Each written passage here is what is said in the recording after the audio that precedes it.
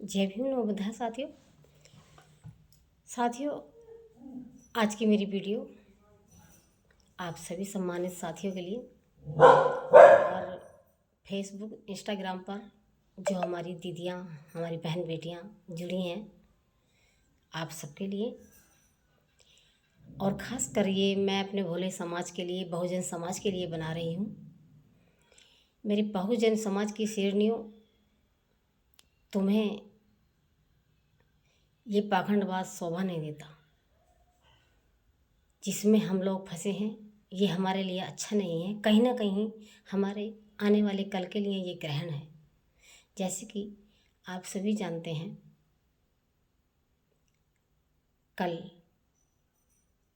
एक व्रत आ रहा है, करवा चौथ का व्रत। तो करीब करीब 85% महिलाएं कल व्रत रखेंगी।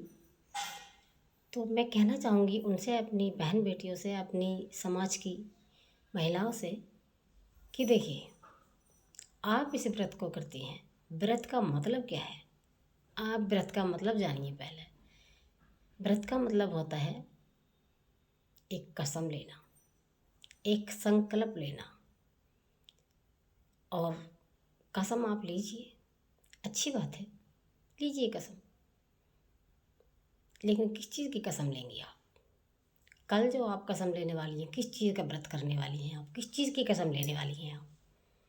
कल आप कसम लेंगी कि आप सुबह से शाम तक खाना नहीं खाएंगी,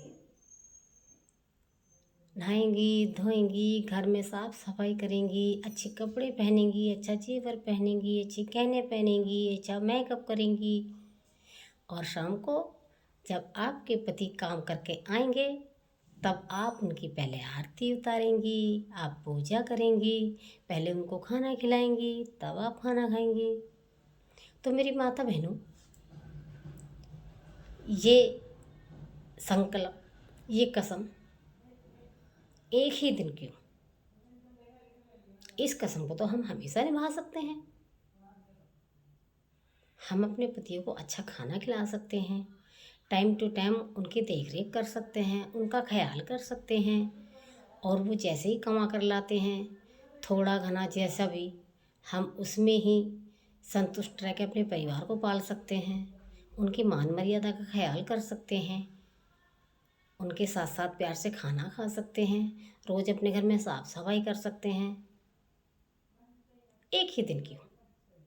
ऐसा क्या खास है इस दिन में? आपको मैं समझाना चाहती हूँ। देखिए, जैसे कि ये रूढ़िवादिता, ये हमारे समाज के लिए ग्रहण है। और ये पाखंडवाद कहीं ना कहीं हमारे समाज को पीछे की तरफ खींच रहा है, आगे बढ़ने से रोक रहा है हमारे समाज को। तो मेरी माता बहनों, मैं कहना चाहूँगी कि कल व्रत ना करके आप एक प्रतिज्ञा लें, आप एक कसम लें अपने पतियों के साथ कि हमेशा खुश रहेंगे। आप जो पैसा अच्छे जेवर लाने में खर्च करोगी, अच्छी साड़ियाँ लाने में खर्च करोगी और वगैरह वगैरह, उस पैसे को आप रोक के रखेंगी। देखिए कितनी मुसीबत से आप उस पैसे को अपने पतियों से लेती हैं, मैं जानती हूँ, क्योंकि मैं भी महिला हूँ।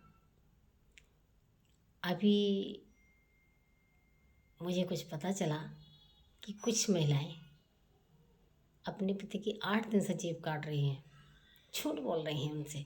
कल झूठ नहीं बोलेंगी वो, लेकिन 8 दिन से खूब झूठ बोल रही हैं।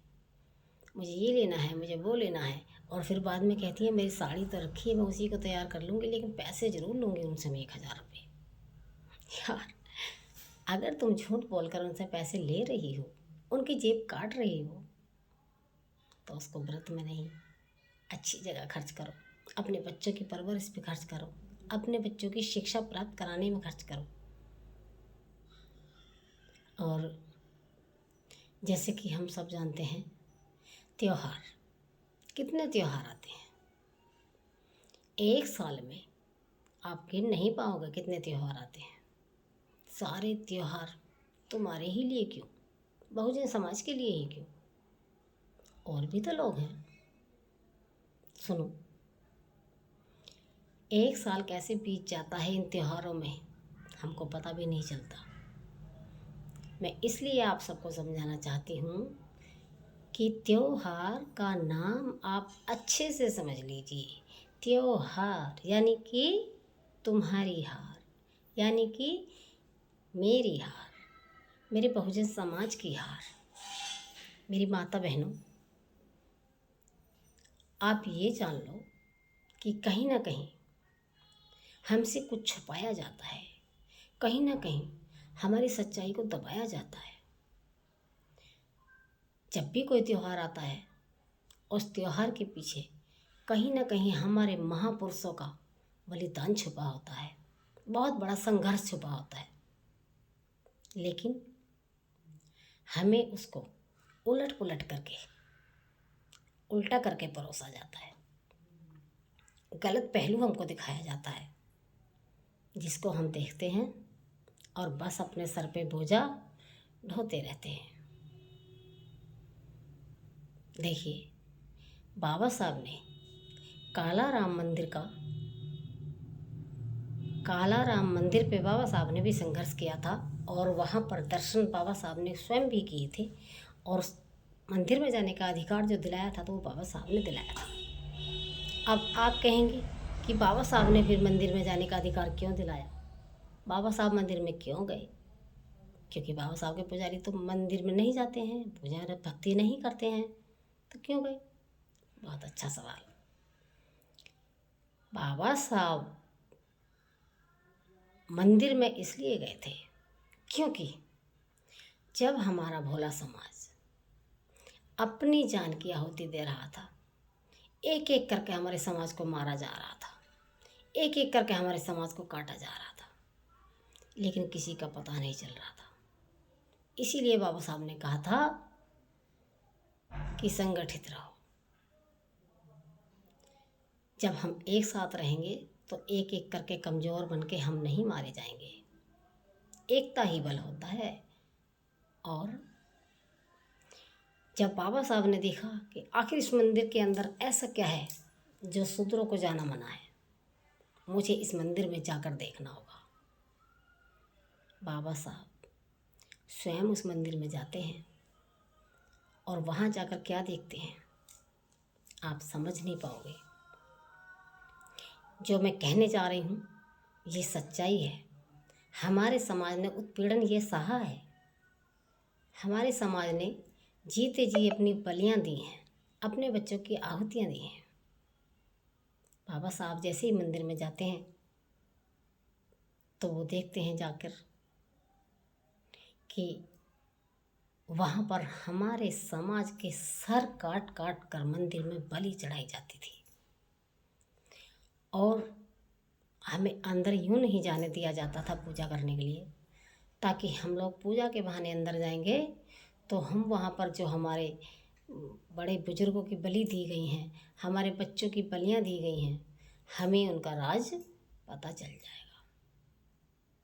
जो लोग हमारे दुश्मन थे, जो लोग हम पे राज करते थे, जिन लोगों ने हमें गुलाम बना रखा था, वो तो नहीं चाहेंगे कि हमारा राज खुले और ये मासूम लोग चतुर बन जाएं। ये वजह थी बाबा साहब की मंदिर में जाने की। उस दिन से बाबा साहब ने वहीं खड़े होकर किया था कि आज के बाद मेरा समाज मंदिर में नहीं जाएगा। तो भाई, हमारा बहुजन समाज भी बहुत ऐसे हैं जो बाबा साहब को तो मानते हैं, लेकिन बाबा साहब की नहीं मानते। जैसे बाबा साहब ने कहा कि मेरा समाज अब मंदिर में नहीं जाएगा, अब मेरे समाज की बलियाँ नहीं दी जाएंगी, अब मेरे समाज की आहुति नहीं दी जाएंगी।